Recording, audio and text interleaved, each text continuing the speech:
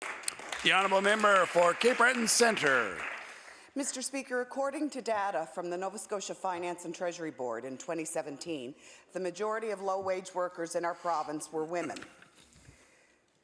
Women represent 100% of people employed in 6 of the 10 lowest-paying occupations, and there are no women at all in 5 of the 10 top highest-paid jobs. Mr. Speaker, I'd like to ask the Minister of Labour, will the Minister explain what he is doing to increase women's wages? The Honourable Minister of Labour. Mr. Speaker, I'd like to thank the member for the question.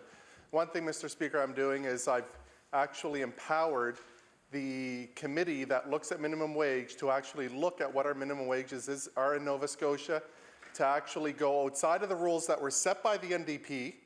Again, Mr. Speaker, set by the NDP on what the minimum wage increase could be every year, which was inflation. So, Mr. Speaker, the committee sent me a letter, and I looked at the letter and I said, I will give you the authority to go and look at what our minimum wage is, to look at where it should be. Mr. Speaker, I will say one thing. When we look at Ontario, Alberta, $15 minimum wage, they have full employment, they have higher cost of living. When you look at New York, Seattle, who are going to $15 minimum wage, they're going in 2022.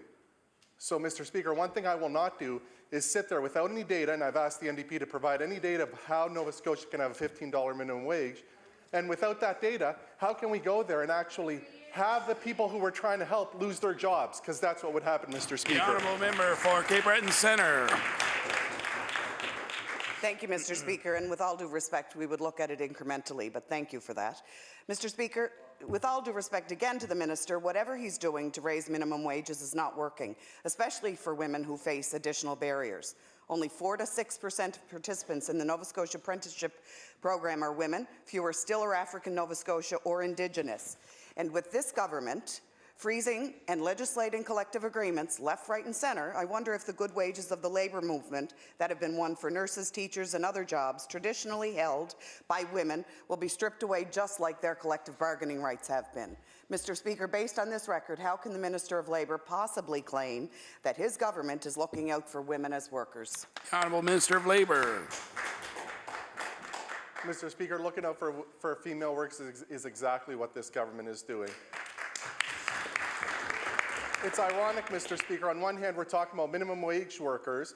On the other hand, we're talking about professions that are in double or triple what the median income is in this province.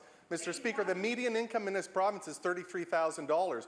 We're talking about professions that the honourable member is saying are being attacked, who are making double and triple that. But, Mr. Speaker, they weren't attacked. Mr. Speaker, those professions received a pay raise under this government. But what they did not do, Mr. Speaker, is receive a 2% HST hike that wiped out all of the pay increases the NDP gave them.